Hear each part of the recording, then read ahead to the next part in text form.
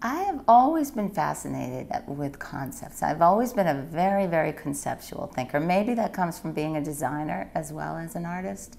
Um, and oftentimes I've been told that I see the world differently than those around me.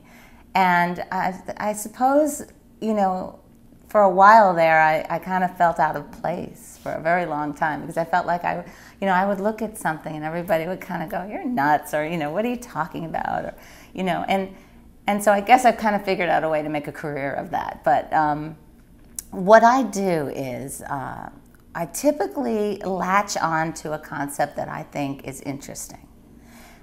Like with Lemons Are Not Red, the concept of not is what I thought was interesting. When you try to think about what's not something, if anybody, adults, children alike, anybody would have to really stop and think about it. What's not red? What is never ever red? So colors was really just my vehicle for taking a concept I was fascinated with and making a whole book around it. Pretty much all my books, well, all the concept books anyway, came about that way. There'd be a concept that I thought was interesting, and then I'd find something to help me build an entire book around that.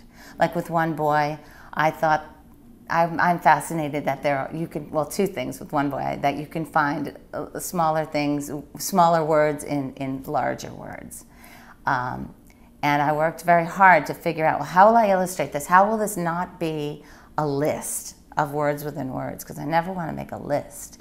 So that's how the numbers part of that book came about. It was just kind of an excuse to make it about words within words, and then ultimately also about loneliness and creativity and what this one boy did with his time. He painted all the pictures in the book, which there's also that element of surprise. I guess I love to put surprise in my books. And a kind of now you see it, now you don't. You thought you were looking at something, but you're really looking at something else. Or you thought this book was about this, but it's really about that.